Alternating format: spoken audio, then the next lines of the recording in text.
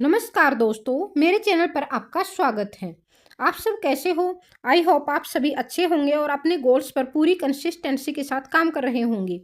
मुझे पूरा भरोसा है कि आपने कल वाली न्यूज़ का डीप एनालिसिस किया होगा, क्वेश्चन की प्रैक्टिस की होगी और पीडीएफ को भी रिवाइज किया होगा, क्योंकि यूपीएससी जैसी जर्नी में कंसिस्टेंसी और रिवीजन काफ़ी ज़रूरी है।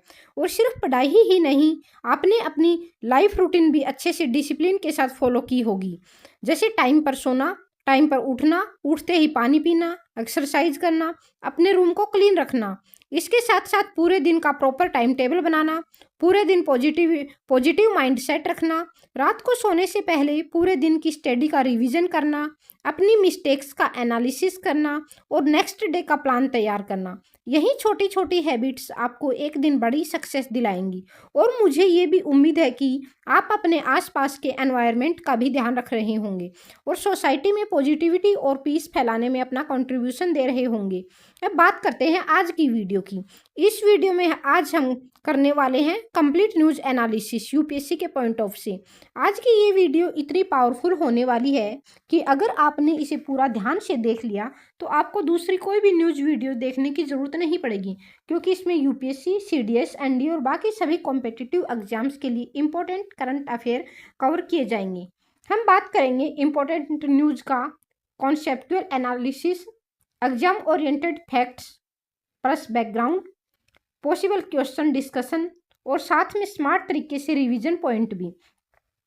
तो वीडियो को पूरा ध्यान से देखना और फिर मेरे टेलीग्राम पर चैनल पर जाके वहाँ पे आप वीडियो की पीडीएफ डाउनलोड कर सकते हैं और सभी न्यूज़ का आप बार बार रिवीजन कर सकते हैं।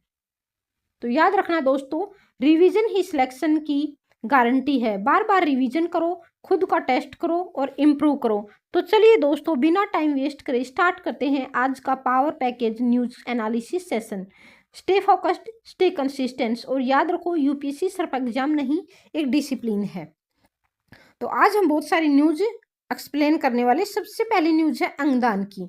दोस्तों, आजकल ये न्यूज़ में भी चल रहा है कि अभी एक रोहतक का लड़का था, उसकी डेथ हो जाती, बाप और बेटे दोनों की डेथ हो जाती है। बाप की एट द स्पॉट डेथ हो जाती है, इसकी कुछ टाइम बाद होती है। इसका ब्रेन था वो डेड हो जाता है। जब मरने के बाद यह अपने जो अंग होते हैं, इसकी फैमिली वो करती है, इसको डोनेट करती है। तो इससे संबंधित जो भी रूल रेगुलेशन है वो हम यहाँ पे डिस्कशन करेंगे। भारत में अंगदान से जुड़े हुए काफ़ी रूल हैं, कानून है, वो इस प्रकार हैं कि मुख्य कानून transplantation of human organs and tissue act, ये 1994 में आया था। इसके अलावा 1994 में इसको लागू किया गया था। 2011 व 14 में इसमें संशोधन किया गया था, यानी इसमें दो बार संशोधन हुआ है, एक बार 2011 में और एक बार इसके 3 साल बाद 2014 के अंदर इसमें दो बार संशोधन हुआ है। ब्रेन डेड को कानूनी मान्यता दी गई थी इसमें संशोधन करके, उससे पहले नहीं दी गई थी। यानी पहले था एक्सीडेंट में जब डेथ होती है तो वो आप अंगों का दान नहीं कर सकते। अंगों के व्यापार पर प्रतिबंध लगाया गया था तो इसमें ये चीज़ें जोड़ी गई थी। ब्रेन डेड को कानूनी मान्यता दी गई थी। इसके अलावा अंगों का व्यापार है वो आप नहीं कर सकते। केवल निस्वार्थ भावना से आप अगर दान करना चाहते हैं तो वो आप कर सकते हैं। इससे लाखों लोगों की जान बचाई जा सकती है। इसमें जो संस्थाएं होती हैं कि कौन कौन सी संस्थाएं होती हैं, जब आप अंग दान करते हैं तो उसमें कौन कौन सी संस्थाएं होती हैं, वो इस प्रकार हैं। National organs and tissue transplantation organisation, यानी नोटो, NOTTO। इसका फाउंडेशन 1994 हुआ था। राज्य स्तर पर है वो सोटो है, STTO, यानी सोटो, नोटो, सोटो याद रख सकते हैं, नोटो से नोटो और सोटो से। क्षेत्रीय स्तर पर है वो रोटो है, यानी नोटो, सोटो, रोटो। 3 संस्थाएं हैं, तीनों का एक जैसे नाम है, नोटो, सोटो और रोटो। ये अंगों के आवंटन और ट्रांसप्लांट सिस्टम को मैनेज करती हैं। इसके अलावा अंगों को मैनेजमेंट करना और उनके अंगों का संरक्षण रखना, उनको सेफ रखना जैसे कार्य ये करती हैं। इसके अलावा जो अंगदान से देश में संभावित बदलाव इस प्रकार आ सकते हैं, इससे क्या क्या चेंजमेंट आ सकते हैं पूरे देश के अंदर सामाजिक रूप, तो स्वास्थ्य के क्षेत्र में इससे काफ़ी बड़ा चेंजमेंट आ सकते हैं। आज लाखों मरीजों की जान इससे बच सकती है, जैसे किडनी, लीवर, हार्ट फेलियर, जिससे बहुत सारे लोगों को असामयिक मृत्यु से बचाया जा सकता है। इसके अलावा भारत में अंगदान दर अभी बहुत कम है, बहुत कम लोग अंगदान करते हैं। इसके अलावा जागरूक नहीं होने की वजह से भी लोग अंगदान करने से बचते हैं। इसके अलावा मेडिकल एजुकेशन में इससे सुधार होगा। बॉडी डोनेशन से मेडिकल के छात्रों को बेहतर प्रैक्टिस नॉलेज मिलेगा। सर्जरी और रिसर्च में क्वालिटी बढ़ेगी, जिससे स्टूडेंट्स के कौशल विकास में बढ़ोतरी होगी। हेल्थ इंफ्रास्ट्रक्चर में सुधार होगा। ICU, transplant centre, coordination system को मजबूती मिलेगी। ग्रीन कॉरिडोर जैसी व्यवस्थाएं विकसित होंगी। इसके अलावा इसके जो सोशल इम्पैक्ट हैं वो इस प्रकार हैं। सकारात्मक प्रभाव इस प्रकार है, मृत्यु के बाद भी जीवन जैसी सोच विकसित है उसमें कमी आएगी। काफी सारे लोग मानते हैं कि मृत्यु के बाद भी जीवन होता है, इसलिए वो अंगों को दान नहीं करते, बल्कि काफी सारी जो प्रक्रियाएं होती हैं वो अपनाते हैं और मृत्यु के बाद जीवन में विश्वास रखते हैं। तो ऐसी सोच में भी कमी आएगी, लोग अंग दान करने के लिए प्रेरित होंगे, जिससे जो जीवित लोग हैं उनको बचाने के लिए काफ़ी हेल्प मिलेगी। इससे वो काफ़ी सारी जो डिजीज़ होती हैं या लोगों के काफ़ी सारे अंग खराब हो जाते हैं जिसकी वजह से वो मर जाते हैं, तो उन्हें भी जीवन दान मिलेगा। इससे एक समाज नई दिशा में जाएगा। और जो अवैध व्यापार होता है, ह्यूमन तस्करी होती है या फिर अंगों का अवैध व्यापार होता है, उसमें भी कमी आएगी। क्योंकि ये फिर अगर लोग मृत्यु के बाद अपनी बॉडी को डोनेट करते हैं तो ये फ्री में डोनेट करते हैं, तो ये एक प्रॉफिट का साधन नहीं रहेगा, जिसकी वजह से प्रॉफिट नहीं होगा तो लोग इसका व्यापार भी नहीं कर पाएंगे। धार्मिक और सामाजिक मिथकों में भी कमी आएगी। समाज में परोपकारिता बढ़ेगी, जिससे समाज में मानवता को बढ़ावा मिलेगा। इसकी नकारात्मकता या चुनौतियां भी हैं। तो नकारात्मकता जो नेगेटिव इम्पैक्ट पड़ेंगे वो इस प्रकार है। जागरूकता की कमी समाज में बहुत ज़्यादा है, जिसकी वजह से लोग इसमें इन्वॉल्व नहीं हो पाते हैं। परिवार की सहमति में हिचक, परिवार अनेक कारणों से सहमति देने पर हिचक सकता है। इसके धार्मिक कारण भी हो सकते हैं, सोशल रीजन भी हो सकते हैं या फिर उसके इमोशनल इश्यू भी हो सकते हैं। कुछ समुदाय में धार्मिक भ्रम होता है, काफ़ी सारे धर्म में धार्मिक भ्रम होता है, जिसकी वजह से यह लोग बॉडी डोनेट नहीं करते हैं।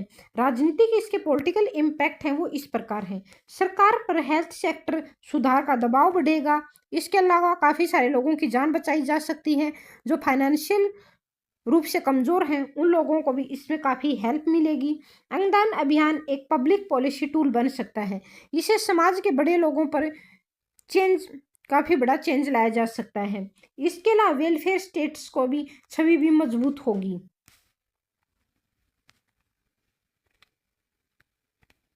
इसके अलावा ऑर्गेन डोनेशन डे जैसे अभियान भी चलाए जा सकते हैं। इसका एडमिनिस्ट्रेटिव जो इम्पैक्ट है वो इस प्रकार है। अस्पतालों को बेहतर कोऑर्डिनेशन को बढ़ावा मिलेगा। डिजिटल वेटिंग लिस्ट में सिस्टम में सुधार होगा। पारदर्शिता बढ़ेगी। चुनौतियां हैं वो इस प्रकार हैं। इस क्षेत्र में चुनौतियां भी बहुत ज़्यादा हैं। भ्रष्टाचार का खतरा बहुत ज़्यादा है। हर लेवल पे आप प्रशासनिक स्तर पर देखोगे तो हमारे समाज में व्यापक स्तर पर भ्रष्टाचार मिलेगा। प्रशासनिक राजनीतिक स्तर पर बहुत ज़्यादा भ्रष्टाचार है। इच्छा शक्ति की कमी है। राजनेता या प्रशासनिक या अन्य जो लोग होते हैं जो इसमें इन्वॉल्व होते हैं उनकी इच्छा शक्ति की कमी की वजह से भी ये कार्य नहीं हो पाते हैं। इसके अलावा इसका सही तरीके से नियमों का, कानूनों का सही तरीके से क्रियान्वयन न होना भी एक बड़ी समस्या है। अंगों के आवंटन में पक्षपात बहुत ज़्यादा है। इसके अलावा मॉनिटरिंग और इन्फोर्समेंट इंफ्रास्ट्रक्चर की कमी है, तो इनको भी बढ़ावा देना चाहिए। इसके अलावा किन किन समस्याओं से छुटकारा मिल सकता है अगर एक व्यक्ति बॉडी दान करता है तो किन किन समस्याओं से छुटकारा मिलता है। अंगों की जो बाहरी कमी है वो दूर होगी, जिससे बहुत सारे लोगों की असामयिक मृत्यु से बचाया जा सकेगा। इसके अलावा भारत में लाखों लोग इंतजार में मर जाते हैं अंगों के, उन सभी को बचाया जा सकेगा। अवैध अंग व्यापार को रोका जा सकेगा। पूरे वर्ल्ड में हर साल करोड़ों लोगों का किडनैप होता है, जिससे उनको मारकर उनके अंगों का व्यापार किया जाता है, तो इससे इसको भी मुक्ति मिलेगी, जिसको ह्यूमन तस्करी में धकेल दिया जाता है ऑर्गेन्स व्यापार के लिए। वैध सिस्टम मजबूत होगा। ब्लैक मार्केट घटेगा, जिससे समझ में काफ़ी बड़ी मात्रा में सुधार आएगा। हेल्थ कनेक्टिविटी दूर होगी, सभी को इसका फायदा मिलेगा। इसके अलावा गरीब मरीजों को भी मौका मिलेगा और उनको भी आर्थिक लाभ मिलेगा। मेडिकल रिसर्च की कमी की वजह से भी इस चीज़ को बढ़ावा नहीं मिल रहा था, यानी इस क्षेत्र में अभी रिसर्च की भी कमी है, तो इसमें रिसर्च अगर अनुसंधान बढ़ेगा तो जिससे भी इन चीज़ों को बढ़ावा मिलेगा। इसके अलावा काफ़ी सारे गरीब लोग होते हैं जिनको टाइम पर अंग नहीं मिल पाते हैं या काफ़ी सारी चीज़ें नहीं होने की वजह से वो मर जाते हैं। बॉडी डोनेशन से रिसर्च बेहतर होगा और मेडिकल स्टूडेंट अच्छे से रिसर्च कर पाएंगे, जिससे बहुत सारी बीमारियों का पता लगेगा। इसके अलावा जो इसके लिमिटेशन है वो इस प्रकार है, केवल कानून ही समस्या नहीं है, इसे जागरूकता और कानून का सही इम्प्लीमेंटेशन होना भी बहुत ज़रूरी है।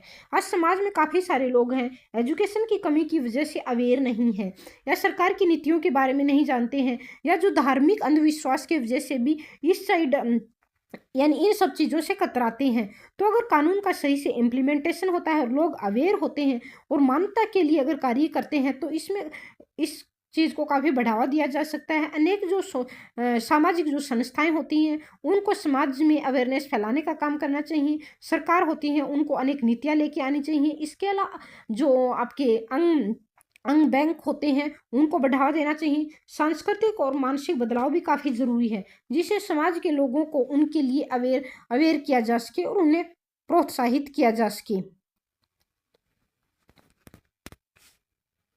इंफ्रास्ट्रक्चर अभी भी कमज़ोर है, जैसे हॉस्पिटल या फिर जो ऑर्गन बैंक हैं वो स्थापित करने की ज़रूरत है। अंगदान एक शरीर दान या भारत के स्वास्थ्य तंत्र में गेम चेंजर साबित हो सकता है।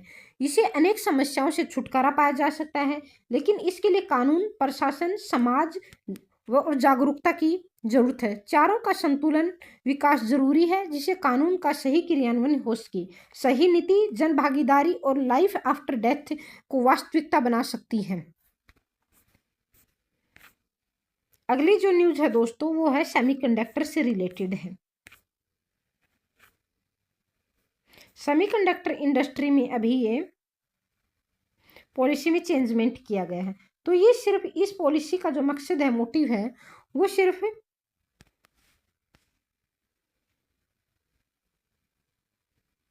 पीएलआई में एक्सपेंशन देना नहीं है,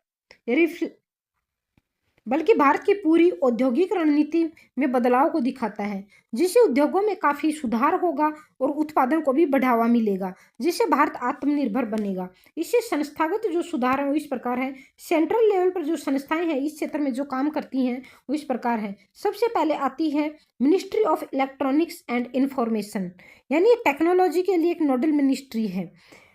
मुख्य मंत्रालय जो नीति यह जो मंत्रालय होता है नीतियाँ लागू करता है, और ये पूरे देश में जो इससे नीतियाँ लागू होती हैं वो यही मंत्रालय यहीं से होकर आती हैं। इसके अलावा इंडिया सेमीकंडक्टर मिशन, यह मिशन एग्जीक्यूशन लागू करने वाली संस्था है। सेमीकंडक्टर मिशन को लागू करने वाली संस्था है। अगली जो संस्था है वह नीति आयोग, स्ट्रेटेजिक गाइडलाइन जारी करता है।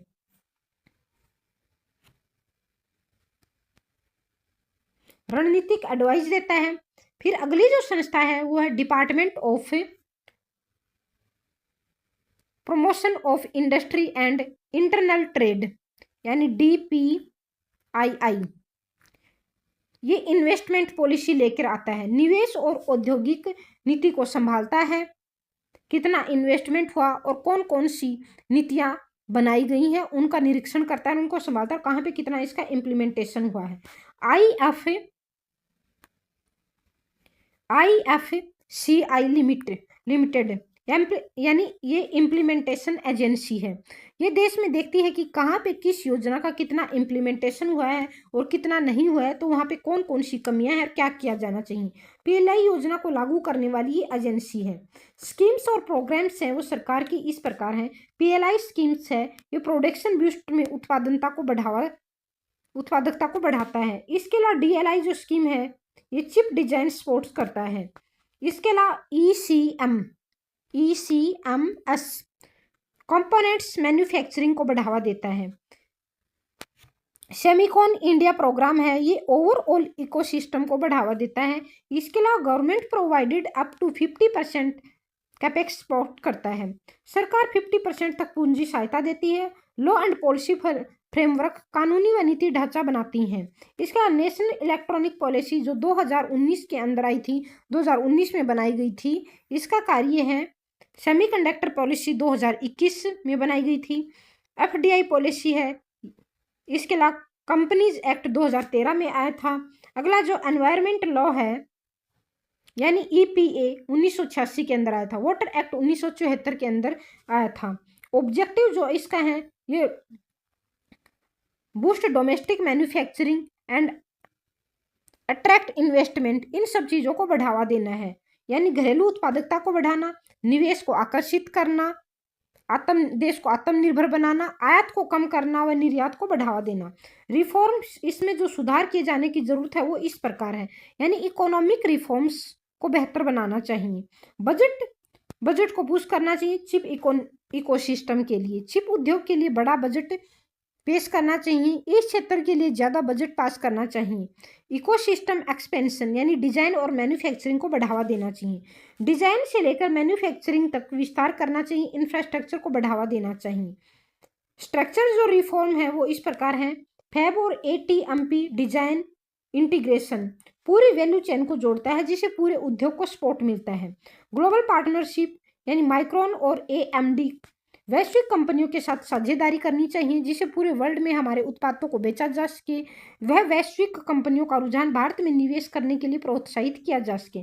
स्ट्रेटेजिक जो रिफॉर्म्स है उसके लिए बहुत ज़्यादा जरूरी है। रिड्यूस इम्पोर्ट एंड डिपेंडेंसी, आयात पर निर्भरता कम करना व निर्यात को बढ़ावा देना। इसके अलावा चाइना प्लस नीति का फायदा उठाना, चीन जैसी कॉम्पिटिटर को पीछे छोड़ना। आगे हमें क्या करना चाहिए, तो टेक्नोलॉजी में हमें बड़ी मात्रा में सुधार करना चाहिए। इसके अलावा रिसर्च एंड डेवलपमेंट में भी हमें बढ़ावा देना चाहिए। स्वदेशी अनुसंधान जरूरी है। आईआईटी, एनआईटी जैसी संस्थाओं व विश्वविद्यालयों को ज़्यादा से ज़्यादा अनुदान देना चाहिए। रिसर्च के ऊपर ज़्यादा से ज़्यादा जोर देना चाहिए व पेटेंट को बढ़ावा देना चाहिए। इंफ्रास्ट्रक्चर को बढ़ावा देना चाहिए। स्टेबल पावर्स और अल्ट्रा पावर वाटर को बढ़ावा देना चाहिए। बेहतर इंफ्रास्ट्रक्चर आवश्यक है। अच्छी सड़क, पुल, बंदरगाह है और बेहतर परिवहन स्ट्रक्चर का निर्माण करना चाहिए। ह्यूमन जो रिसोर्सेस हैं वो स्किल्ड इंजीनियरिंग थिंकिंग डेवलप करनी चाहिए। स्किल प्रशिक्षण जैसी सरकार के द्वारा जो योजनाएं लाते हैं उनका स्थानीय स्तर पर अच्छे से इम्प्लीमेंटेशन करना चाहिए। कुशल मानव संसाधन तैयार होगा, जिससे ग्लोबल जो स्ट्रेटजी है वो अलायंस विद यूएस, ताइवान और जापान के साथ है। वैश्विक सहयोग इससे बढ़ता है। विदेश के साथ कूटनीतिक सहयोग को बढ़ावा मिलता है, जिसके भारत के हित में काफ़ी सारे इंपॉर्टेंट मुद्दे निकल के आते हैं। चैलेंजेस जो इस पर हैं, चुनौतियां हैं, वो इकोनॉमिक वे में हम देखेंगे तो हाईली कैपिटल इंटेंसिव है। बहुत महंगा उद्योग, उत्पादन लागत को कम करना चाहिए। सरकारों को टैक्स वगैरह कम लगाने चाहिए। इसके अलावा टेक्नोलॉजिकल है वो कोर तकनीकी की कमी, विदेशों से अच्छी टेक्नोलॉजी लानी चाहिए। एडमिनिस्ट्रेटिव है यानी स्लो अप्रूवल है, प्रशासन में देरी होती है। यानी अप्रूवल मिलता है, उसमें अप्रूवल मिलने में काफ़ी देरी लगती है। काफ़ी सारे विभाग होते हैं, डिपार्टमेंट होते हैं, उनके चक्कर काटने पड़ते हैं। तो विभागीय समन्वय या उनका एकीकरण करना चाहिए जिससे एक ही छत के नीचे काफ़ी सारी सुविधाएं मिल सकें। विभागीय समन्वय, प्रशासनिक सतर्कता, निगरानी तंत्र सुदृढ़ होना चाहिए। इसके जो सोशल हैं वो स्किल गैप और रीजनल इम्बैलेंस है, कौशल और क्षेत्रीय असमानता है, जिसकी वजह से पिछड़े हुए क्षेत्र में भी डिजिटल इंफ्रास्ट्रक्चर को बढ़ावा देना चाहिए। एजुकेशन को बढ़ावा देना चाहिए, लोगों को अवेयर करना चाहिए, क्षेत्रीय असमानता को दूर करना चाहिए। इसके अलावा पूरे देश में समान रूप से एजुकेशन अवेयरनेस व उद्योग धंधों को बढ़ावा देना चाहिए और हर जगह सरकार की योजनाओं को समान स्तर पर इम्प्लीमेंटेशन किया जाना चाहिए। मल्टी डायमेंशनल एनालिसिस बहुत जरूरी है। एडमिनिस्ट्रेटिव के पॉइंट ऑफ से हम देखें तो इसके लिए सिंगल विंडो सिस्टम की नीड है। सरल प्रशासनिक प्रक्रिया बहुत जरूरी है। विभागीय समन्वय बहुत जरूरी है, ताकि लोगों को अलग अलग विभागों के चक्कर ना काटने पड़े। एक ही छत के नीचे सभी कानूनी प्रक्रियाएं होनी चाहिए। इसके अलावा पॉलिटिकल पॉइंट ऑफ से देखें तो हम स्ट्रेटेजिक ऑटोनॉमी यानी रणनीतिक आत्मनिर्भरता होनी चाहिए। इसके अलावा इकोनॉमिक्स के पॉइंट ऑफ से हम देखें तो इसमें ग्रोथ, जॉब और एक्सपोर्ट्स को बढ़ावा देना चाहिए। यानी विकास होना चाहिए, देश में रोजगार को बढ़ावा देना चाहिए और निर्यात बढ़ेंगे, जिससे देश आत्मनिर्भर बनेगा और देश की इकोनॉमी को बूस्ट मिलेगा, लोगों को रोजगार मिलेगा, लोगों की जो आय है उसमें बढ़ोतरी होगी। Skill development but in equality risk है, इसमें रोजगार बढ़ेगा पर असमानता भी बढ़ सकती है, क्षेत्रीय असमानता बढ़ सकती है। अगला जो एनवायरमेंटल के पॉइंट ऑफ से हम डिस्कशन करेंगे तो इसमें वाटर इनिशिएटिव इंडस्ट्री के ऊपर काफ़ी ह्यूज इम्पैक्ट पड़ेगा। पर्यावरणीय दबाव बढ़ेगा। प्राकृतिक संसाधनों के अत्यधिक दोहन से पर्यावरण पर ग्लोबल वार्मिंग जैसी समस्याएं बढ़ सकती हैं। इसके अलावा ये जो टॉपिक है GS3 के लिए काफ़ी इंपॉर्टेंट है। इसमें industrial policy, science and technology, economics development व SC के लिए सेल्फ रिलायंस एंड ग्लोबलाइजेशन, आत्मनिर्भर भारत बनाम वैश्वीकरण के पॉइंट ऑफ से काफ़ी इंपॉर्टेंट है। इसके लिए मैंने एक क्वेश्चन भी दिया है आपको, जो आप डिस्कस कर सकते हैं। वह मेरे टेलीग्राम चैनल पर इसको आप पोस्ट कर सकते हैं लिख के। ये कम से कम 15 नंबर का क्वेश्चन होगा, तो आप 250 शब्दों में इसको, कम से कम 250 या 300 शब्दों में लिखने की कोशिश करें। अगली जो न्यूज़ है दोस्तों, वो है डिजिटल रुपए की व्यवस्था। अभी हाल ही में देख रहे हैं कि काफ़ी सारे वर्ल्ड में यूक्रेन रशिया वार है। इसके अलावा ईरान, इजराइल और अमेरिका का युद्ध है, जिसकी वजह से बैंकों के ऊपर भी काफ़ी इम्पैक्ट पड़ा है। अभी जो युद्ध हो रहे हैं ये सिर्फ फ्रंट वार ही नहीं है, बल्कि साइबर, डिजिटल, बैंकिंग, अर्थव्यवस्था, हर क्षेत्र में ये लड़े जा रहे हैं। तो इसमें जो मेन पॉइंट है, मेन जो मुद्दे हैं वो इस प्रकार हैं। भारतीय रिजर्व बैंक ने CBDC जारी करता है। यह नोट सिक्के की तरह डिजिटल रूप से वैध मुद्रा है। इसको डिजिटल रूप से संचालित किया जाता है। यानी ये मुद्रा आपको जो कैश में जो मिलती है भौतिक रूप से नहीं होती, डिजिटल रूप में ये मुद्रा होती है। इसकी जो संस्थाएं हैं वो इस प्रकार हैं। मॉनेटरी एंड रेगुलेटरी, विनियामक संस्थाएं हैं ये। Reserve Bank of India acts as issuer of regulator. RBI मुद्रा जारी करने और नियंत्रित करने का काम करता है कि कितने पैसे छापे गए हैं, इसके अलावा कितने छापने हैं, उन सब चीज़ों को कंट्रोल करता है। अगली जो संस्था है वो ministry of finance frames policy and legal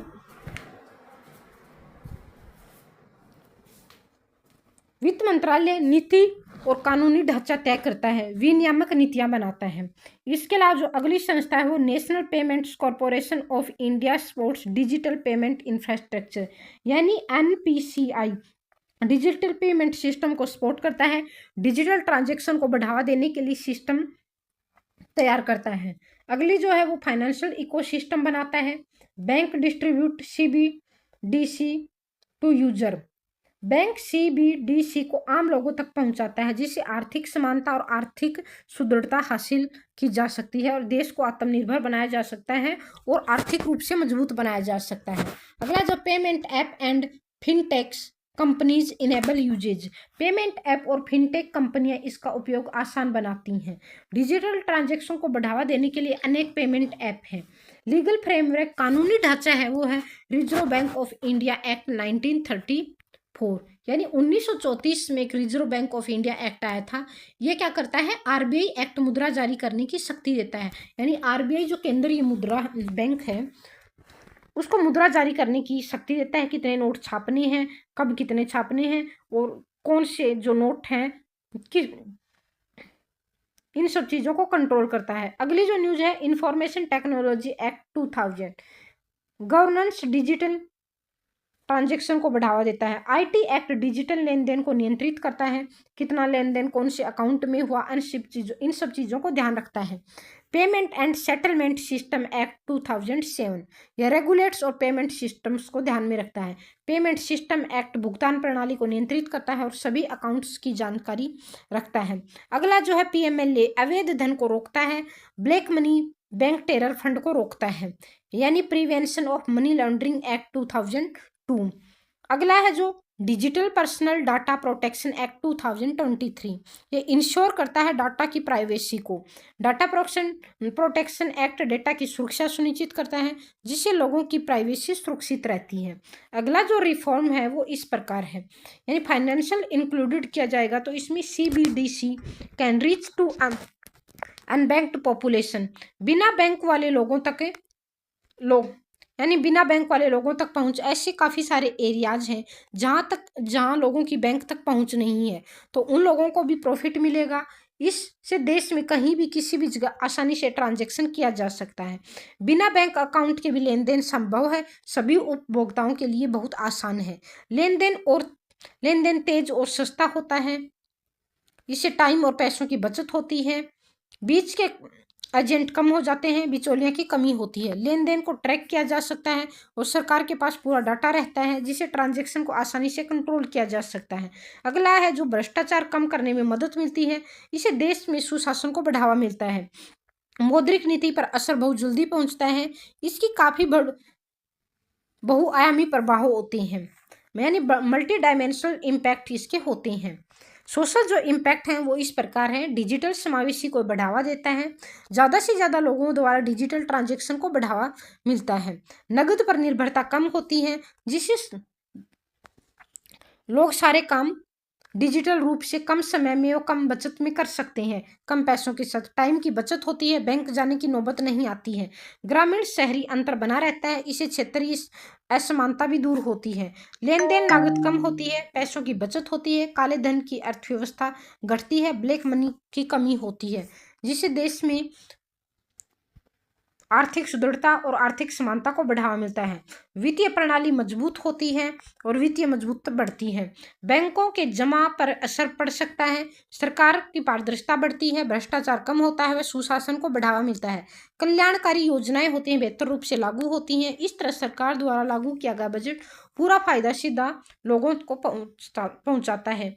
निगरानी बढ़ने का खतरा रहता है, चीजों को कंट्रोल आसानी से किया जा सकता है। इसके अलावा डायरेक्ट बेनिफिट ट्रांसफर में भी रिसाव कम होता है। रियल टाइम निगरानी संभव होती है, टाइम और पैसों की निगरानी संभव है। साइबर सुरक्षा का खतरा बना रहता है, नई तकनीकी को बढ़ावा मिलता है, लोगों में अवेयरनेस बढ़ता है, डिजिटल साक्षरता को बढ़ावा मिलता है। अगला जो पॉइंट है वो फिनटेक सेक्टर विकसित होता है, इस सेक्टर को काफी बढ़ावा मिलता है। डेटा सुरक्षा का खतरा रहता है, गोपनीयता के लिए यह खतरनाक है। चैलेंजेस है वो इस प्रकार है, साइबर हमलों का खतरा, डार्क वेब जैसी या अनेक साइबर हमले हो सकते हैं।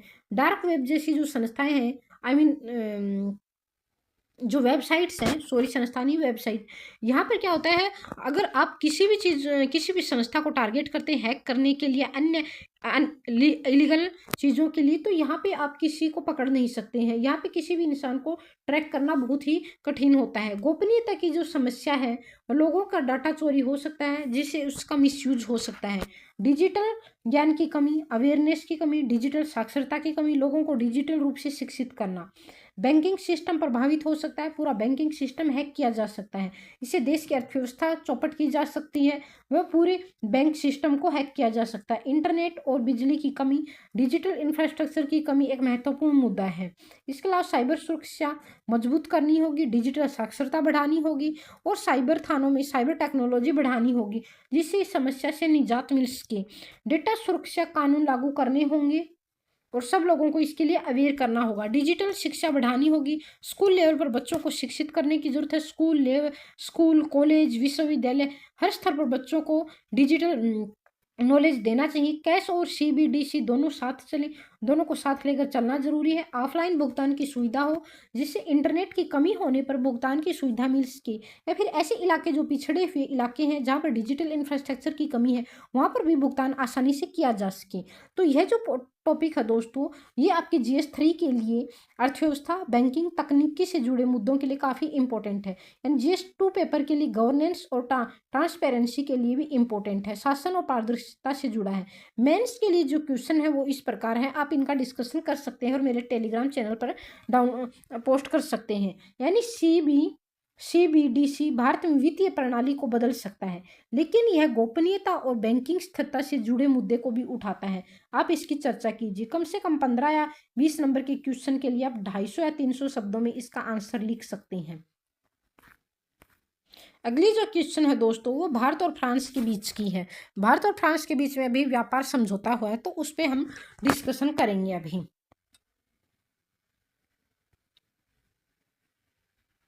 यहाँ पे इससे संबंधित मेन पॉइंट है, आप पढ़ सकते हैं। रणनीतिक रूप से समान विचारधारा है दोनों देशों की, दोनों देश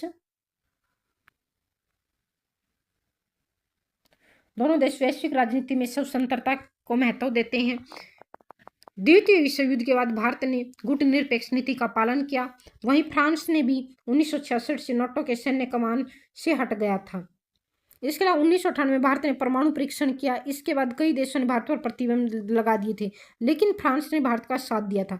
P5 देशों में फ्रांस ही सबसे पहले UN 80 में भारत की स्थायी सदस्यता के लिए पुरजोर समर्थन किया था। इसके अलावा हिंद प्रशांत क्षेत्र में भी दोनों देशों की साझेदारी है। हिंद महासागर क्षेत्र में फ्रांस का राज्य क्षेत्र है। दोनों देश एक स्थिर और नियम आधारित हिंद प्रशांत क्षेत्र की आकांक्षा रखते हैं। भारत के कुल व्यापार का 55% हिस्सा दक्षिण चीन सागर व मलक्का जल संधि से होकर गुजरता है। इसके अलावा भारत फ्रांस के लिए रक्षा उपकरणों का एक मुख्य स्रोत है। भारत अब फ्रांस को भी रक्षा उपकरण निर्यात करने लगा है। संयुक्त परियोजनाओं में स्कॉर्पियन पनडुब्बियां, राफेल एयरक्राफ्ट और फाइटर जेट इंजन शामिल हैं। 2020-24 के दौरान फ्रांस के कुल हथियार निर्यात का प्रतिशत भारत को निर्यात किया गया था। तो ये फ्रांस के राष्ट्रपति हैं इमैनुअल मैक्रो। ये भारत के प्रधानमंत्री नरेंद्र मोदी हैं, इनको आप जानते ही हैं। इंडिया फ्रांस डिफेंस डील सिर्फ एक हथियार खरीद नहीं है, strategic autonomy, Indo Pacific balancing और हाई टेक कोलैबोरेशन को मजबूत करने वाला कदम है। तो अब हम जानेंगे क्यों चर्चा में है। और इंडिया और France have agree to depend defence corporation. Bharat और फ्रांस ने रक्षा सहयोग बढ़ाने पर सहमति दी है, जिससे दोनों देश एक दूसरे की रक्षा टेक्नोलॉजी व हथियारों का व्यापार करेंगे। इसके अलावा इसमें टेक्नोलॉजी ट्रांसफर होगी, संयुक्त अभ्यास होंगे, सेना के अभ्यास, थल सेना, जल सेना, वायु सेना संयुक्त अभ्यास करेगी। इसके अलावा हथियारों की खरीद शामिल है। इससे देश के रक्षा क्षेत्र में आत्मनिर्भरता बनेगी और टेक्नोलॉजी के क्षेत्र में भी देश मजबूत होगा और दुश्मनों से निपटने में हमें हेल्प मिलेगी। चीन और पाकिस्तान जो हमारे देश से जिनकी सीमा लगती है, तो इन देशों से भी निपटने में हमें हेल्प मिलेगी। आतंकवाद से निपटने में हेल्प मिलेगी। आंतरिक जो समस्याएं हैं देश की सुरक्षा से पॉइंट ऑफ से, जैसे अलगाववाद, आतंकवाद व या कट्टरवाद से निपटने में भी हमें हेल्प मिलेगी। इसकी जो मुख्य संस्थाएं हैं जो इस क्षेत्र में काम करती हैं वो इस प्रकार है। Ministry of defence handling defence policy, यानी रक्षा मंत्रालय रक्षा नीति संभालता है। रक्षा से संबंधित बजट व देश से रक्षा से संबंधित अन्य योजनाएं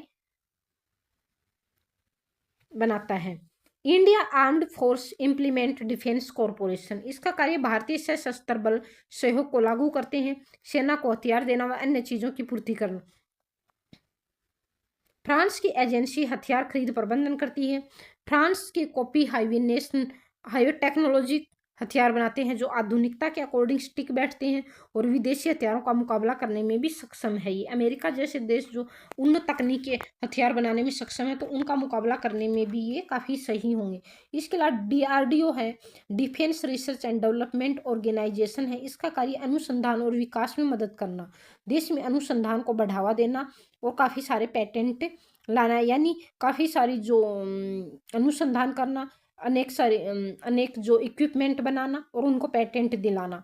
लीगल फ्रेमवर्क है, कानूनी ढांचा है, वो इस प्रकार है। डिफेंस एक्विजिशन प्रोसीड्यूसर 2020, यानी गवर्नर प्रोक्यूरमेंट DAP 2020 रक्षा खरीद को नियंत्रित करता है और हथियारों की खरीद को यह कंट्रोल करता है।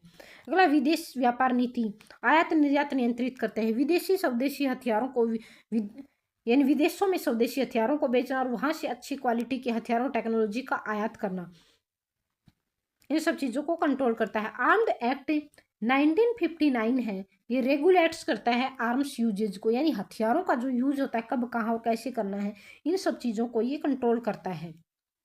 इसके अलावा जो इंटर गवर्नमेंट एग्रीमेंट है यानी IGA है, ये इंश्योर करता है ट्रांसपेरेंसी को, यानी पारदर्शिता को बढ़ावा देता है। सरकार टू सरकार जो समझौते होते हैं उनमें पारदर्शिता सुनिश्चित करता है और सरकारों के बीच सामान्य स्थिति स्थापित करता है। इसके जो पॉलिटिकल इम्पैक्ट है वो इस प्रकार है, यानी राजनीतिक प्रभाव। भारत की रणनीतिक स्वतंत्रता इससे मजबूत होती है। रणनीतियां बनाने में स्वतंत्रता हासिल होती है। एक देश पर निर्भरता कम होती है। इससे हम व्यापारिक रूप से एक देश पर निर्भर नहीं होकर काफ़ी सारे देशों से व्यापार कर सकते हैं और उन्नत तकनीकी वाले हथियारों का अपन आयात कर सकते हैं। भारत की वैश्विक छवि मजबूत होगी, जिससे भारत के रक्षा क्षेत्र में विश्व में दबदबा बढ़ेगा। विदेशी नीति पर जो इसका प्रभाव होगा वो हिंद प्रशांत क्षेत्र में सहयोग बढ़ेगा। हिंद प्रशांत महासागर में, दक्षिण हिंद प्रशांत महासागर में चीन से निपटने में हेल्प मिलेगी। या इसके अलावा जो वहाँ पे जो खतरा है मुक्त व्यापार को बढ़ावा मिलेगा और स्वतंत्र व्यापार को बढ़ावा मिलेगा। चीन के प्रभाव को संतुलित करता है। यूरोपीय संघ के साथ मजबूत संबंध होते हैं, जिस यूरोपीय देशों के साथ भारत के व्यापारिक आर्थिक या अन्य क्षेत्रों में संबंध मजबूत होंगे। बहुपक्षीय सहयोग को बढ़ावा मिलेगा। अनेक देशों के साथ सुरक्षा के क्षेत्र में सहयोग बढ़ेगा। इकोनॉमिक्स इम्पैक्ट है वो इस प्रकार है। भारत की रक्षा उत्पादकता को बढ़ावा मिलेगा। रक्षा उत्पादन में भारत आत्मनिर्भर बनेगा। टेक्नोलॉजी वाले विश्वसनीय हथियार भारत बना सकेगा। रोजगार के अवसर बढ़ते हैं, लोगों को रोजगार मिलेगा। यहाँ पे रक्षा उद्योग लगेंगे तो इसमें काफ़ी सारी जनता को रोजगार मिलेगा, जिससे उनकी आमदनी भी बढ़ेगी और इससे देश की अर्थव्यवस्था बूस्ट होगी। विदेशी निवेश और तकनीकी इससे आती है, जिससे भारत में हथियार बनाने संभव होंगे। सोशल जो इम्पैक्ट है वो इस प्रकार है। राष्ट्रीय सुरक्षा मजबूत होगी। चीन पाकिस्तान जैसे दुश्मनों से निपटने में भी हमें हेल्प मिलेगी। लोगों को सुरक्षा का भरोसा होगा। सरकार व सेना के ऊपर भरोसा बढ़ेगा। इसके अलावा सैन्यीकरण की चिंता भी बढ़ सकती है। चैलेंजेस है वो प्रशासनिक जो इम्पैक्ट हैं, एडमिनिस्ट्रेटिव इम्पैक्ट हैं वो इस प्रकार है। रक्षा खरीद प्रक्रिया बेहतर होगी। अनेक देशों के साथ जो हमारे रक्षा समझौते हैं वो मजबूत होंगे और उनमें आपसी समन्वय बढ़ेगा। शुद्ध प्रशिक्षण समन्वय बढ़ता है। रक्षा अनुसंधान व सैन्य अभ्यास को बढ़ावा मिलता है। निगरानी, पारदर्शिता और भ्रष्टाचार से मुक्ति मिलेगी। पारदर्शिता को बढ़ावा मिलेगा व सुशासन को बढ़ावा मिलेगा। इसमें जो चैलेंजेस हैं वो इस प्रकार हैं। रक्षा सौदे महंगे हो सकते हैं। टेक्नोलॉजी महंगी हो सकती है। टेक्नोलॉजी पूरी तरह से विदेशी होगी तो इसकी विश्वसनीयता पर भी सवाल उठ सकते हैं। इसके अलावा भू राजनीतिक दबाव रहता है। देश पर दबाव बढ़ेगा। विदेशी निर्भरता बनी रह सकती है। टेक्नोलॉजी का दूसरे देशों पर डिपेंडेंसी बनी रह सकती है।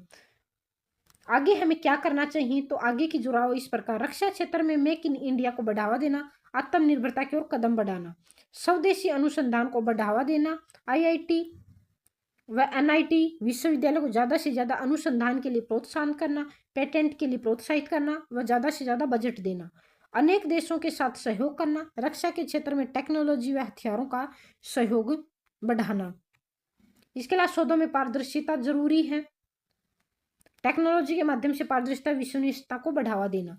इस टॉपिक से रिलेटेड जो क्वेश्चन है जो आपके जीएस में आ सकता है वो इस प्रकार है। भारत फ्रांस रक्षा सहयोग भारत की रणनीतिक स्वतंत्रता और बदलती विदेश नीति को दर्शाता है। विश्लेषण कीजिए। तो आप 250 या 300 शब्दों में इसका आंसर लिख सकते हैं। अगली जो न्यूज है दोस्तों वो है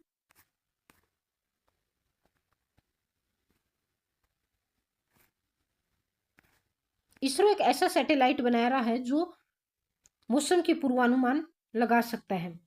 यानी ये जो टॉपिक है आपका climate governance, agriculture planning and strategic capability को मजबूत बनाता है। चर्चा में क्यों है, तो इंडिया स्पेस रिसर्च ऑर्गेनाइजेशन यानी नासा एक नया मौसम उपग्रह लॉन्च करने की तैयारी कर रहा है, जिससे आपको एग्रीकल्चर, पर्यावरण व काफ़ी सारे क्षेत्रों में जो अनेक समस्याएं हैं उनसे निपटने में हेल्प मिलेगी। यह मौसम, चक्रवात, वर्षा, जलवायु परिवर्तन की निगरानी करेगा, जिससे भारत को सभी समस्याओं से निपटने में हेल्प मिलेगी और पूर्वानुमान लगाने में हेल्प मिलेगी, जिससे संबंधित हमें संसाधन आसानी से जुटा सकते हैं और उससे पूर्व निपटने के लिए हमें पूर्व में तैयारी कर सकते हैं। पूर्वानुमान सटीक तरीके से लगाया जा सकेगा। इसके अलावा जो इसकी मुख्य जो संस्थाएं हैं, इंस्टीट्यूशन हैं वो इस प्रकार है। इस क्षेत्र में काम करने वाली प्रमुख जो संस्थाएं हैं, इसरो है, सैटेलाइट डेवलपमेंट कर रही है और लॉन्चिंग करती है। इसरो का जो मेन काम होता है उपग्रह बनाना और लॉन्च करना और उसकी कक्षा में स्थापित करना होता है। पृथ्वी विज्ञान मंत्रालय नीति बनाता है। आईएमडी मौसम पूर्वानुमान देता है, जिससे प्रशासन व लोगों को प्राकृतिक आपदा से निपटने में हेल्प मिलती है। एनडीएमए है, ये आपदा प्रबंधन करता है, प्राकृतिक आपदाओं के समय संसाधनों को जुटा का प्रबंधन करता है। इसके अलावा इसका जो कानूनी ढांचा है, इससे संबंधित वो कानून है इस प्रकार है। स्पेस एक्ट अंतरिक्ष गतिविधियों को नियंत्रित करता है। मानव द्वारा स्पेस में जो गतिविधियां की जाती हैं उनको कंट्रोल करता है। डिजास्टर मैनेजमेंट एक्ट है, ये 2005 के अंदर आया था। इसे गाइडलाइन करता है। ये डिजास्टर से संबंधित जो गाइड जारी करता है वो यही करता है, डिजास्टर मैनेजमेंट एक्ट। आपदा प्रबंधन अधिनियम आपदा से निपटने का ढांचा देता है और इंफ्रास्ट्रक्चर के निर्माण में भी सहयोग देता है। Remote sensing data policy governance satellite data use. Remote sensing data नीति डेटा उपयोग को नियंत्रित करता है। International laws outer space treaty 1967 के अंदर। इसका जो मुख्य कार्य है, अंतर्राष्ट्रीय कानून अंतरिक्ष शांतिपूर्वक उपयोग को सुनिश्चित करते हैं। अंतरिक्ष में अनुसंधान व वहां पर अनेक देशों के जो मिशन है उनको शांतिपूर्वक उपयोग को सुनिश्चित करता है।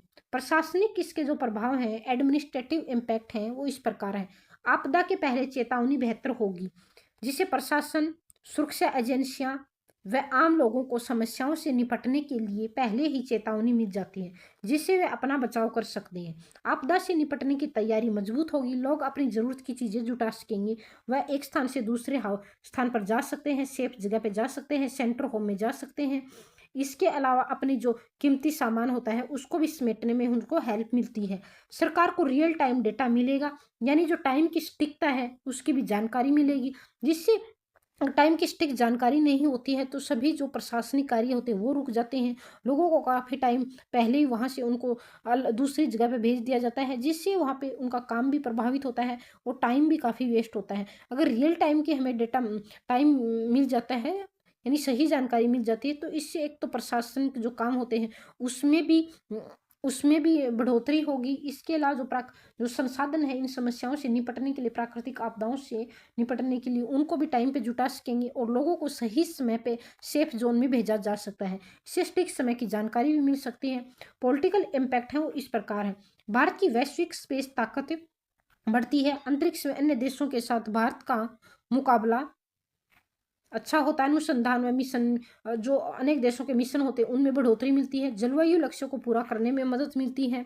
इसके अलावा रणनीतिक स्वतंत्रता मजबूत होती है। नीतियां बनाने में भी हेल्प मिलेगी। कृषि योजनाएं बेहतर होती हैं। फसल में आने वाली आपदा से बचा जा सकता है, जिससे उत्पादन में बढ़ोतरी होगी और देश की इकोनॉमी को बूस्ट मिलेगा। किसानों की आमदनी बढ़ाई जा सकती है। आपदा से आर्थिक नुकसान कम होगा। इसके अलावा इससे जान मान की जो हानि होती है, काफ़ी सारी संख्या में कोई भी डिजास्टर मैनेजमेंट होता है, डिजास्टर यानी आती है नेचुरल आपदा, प्राकृतिक जो आपदाएं आती हैं जैसे आंधी तूफान या फिर सुनामी है, भूकंप है, जैसी जो आती है, इससे काफ़ी सारे लोगों की डेथ हो जाती है, इंफ्रास्ट्रक्चर खराब हो जाती है, काफ़ी सारे लोगों के घर टूट जाते हैं।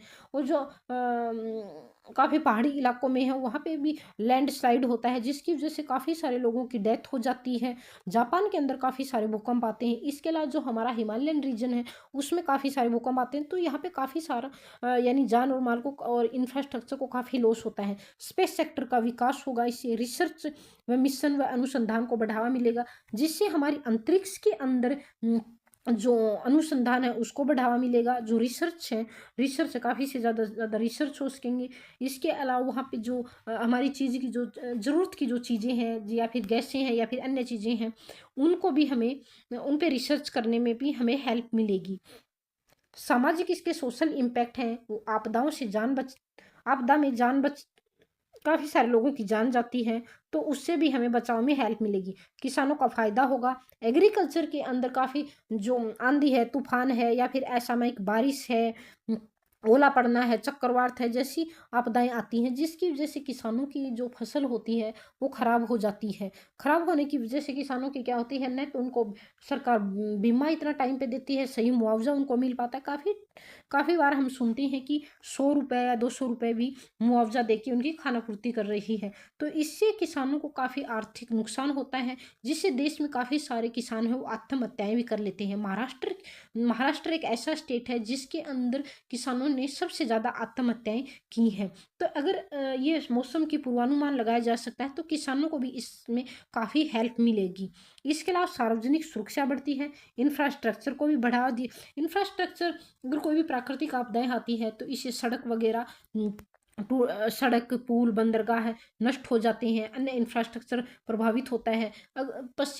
यूपी, पश्चिम बंगाल और बिहार जैसी स्टेट है, यहाँ पे हर साल क्या होता है, काफ़ी बड़ी मात्रा में बाढ़ आती है, क्योंकि गंगा यमुना जैसे बेसिन है यहाँ पे, और बाढ़ आने की वजह से यहाँ का जो लोकल इंफ्रास्ट्रक्चर है, जैसे पुल है, सड़क है या फिर बंदरगाह है, एयरपोर्ट है, तबाह हो जाते हैं, जिसकी वजह से यहाँ की जो इन राज्यों को जो भी जितना बजट दिया जाता है वो ज़्यादातर इंफ्रास्ट्रक्चर को रीडेवलप डेवलपमेंट के ऊपर ही खर्च हो जाता है। तो इन स्टेट्स की मांग रहती है कि इन्हें स्पेशल स्टेट्स का दर्जा दिया जाए, जिससे इनके बजट में भी बढ़ोतरी हो। इन्वायरमेंटल जो इम्पैक्ट है, पर्यावरणीय प्रभाव है, वो इस प्रकार है। जलवायु परिवर्तन की निगरानी करता है हरियाणा। इसके अलावा जो भी चेंजमेंट आते हैं मौसम में, उनकी जानकारी टाइम पे देते हैं। प्राकृतिक संसाधनों पर नजर रखता है, वह उनका डाटा रखता है। इसके अलावा सतत विकास को बढ़ावा देता है। चैलेंजेस जो इस क्षेत्र में हैं, चुनौतियां हैं, वो इस प्रकार हैं।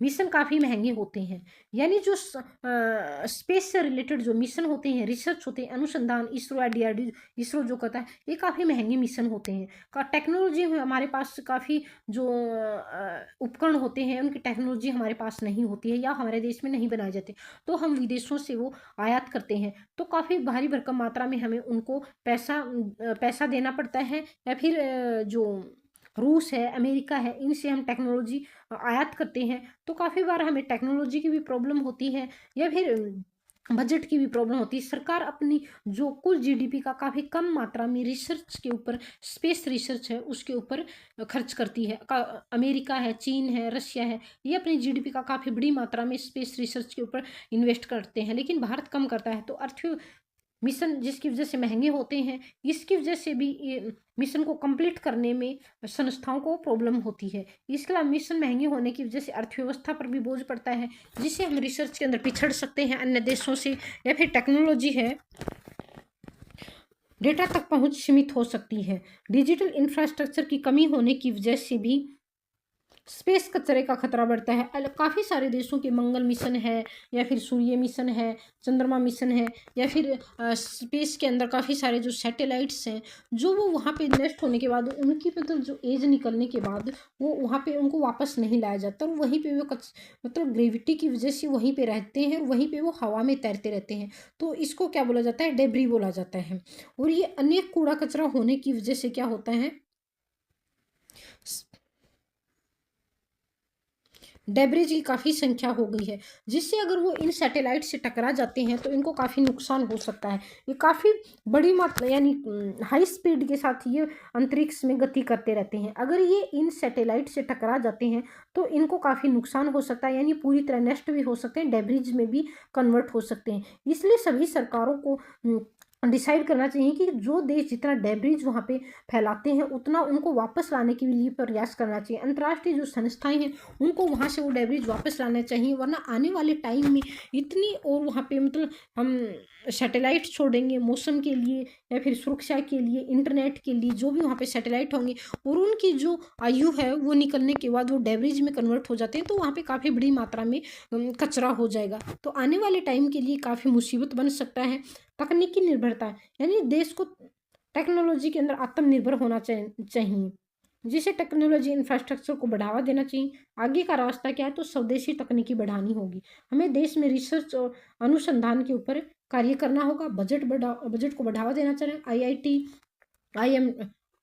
NIT व विश्वविद्यालयों को अनुदान देना होगा। इसके अलावा छात्रों को प्रोत्साहित करना होगा। देश की स्वदेशी तकनीकी विकसित करने के लिए अनुसंधान को बढ़ावा देना होगा। प्राइवेट सेक्टर को जोड़ना होगा। पैसे की कमी की वजह से प्राइवेट सेक्टर को अगर हम इसमें मौका देते हैं तो काफ़ी बड़ी मात्रा में वो अपने प्रॉफिट के लिए इसमें इन्वेस्टमेंट कर सकते हैं, जैसे अमेरिका के अंदर है। प्राइवेट सेक्टर इसमें निवेश को बढ़ाना, IIT, NIT, विश्वविद्यालय, अनुसंधान को बढ़ावा देना, बजट को बढ़ावा देना, ये सब चीज़ें हम कर सकते हैं। डेटा के साझा करने की व्यवस्था बेहतर करनी होगी। डिजिटल इंफ्रास्ट्रक्चर को बढ़ावा देना होगा। इसका सतत अंतरिक्ष उपयोग जरूरी है। अंतरिक्ष का सुरक्षित उपयोग करना जरूरी है। विज्ञान और आपदा, ये UPSC के point of view, science, tech और डिजास्टर मैनेजमेंट के पॉइंट ऑफ से काफ़ी इंपॉर्टेंट है। इसके अलावा GS पेपर 2 के लिए, गवर्नेंस के लिए यानी शासन व्यवस्था के लिए काफ़ी इंपॉर्टेंट है। मेंस GS के अंदर इस टॉपिक से रिलेटेड वो क्वेश्चन आएगा, वो इस प्रकार है। मौसम, उपग्रह, आपदा प्रबंधन और जलवायु शासन में महत्वपूर्ण भूमिका निभाते हैं, और चर्चा, तो इस पर आप चर्चा कीजिए। इस क्वेश्चन का आंसर आप 250 या 300 शब्दों में लिख सकते हैं, और मेरे टेलीग्राम चैनल पे पोस्ट कर सकते हैं। कम से कम ये क्वेश्चन 15 या 20 शब्दों का होगा।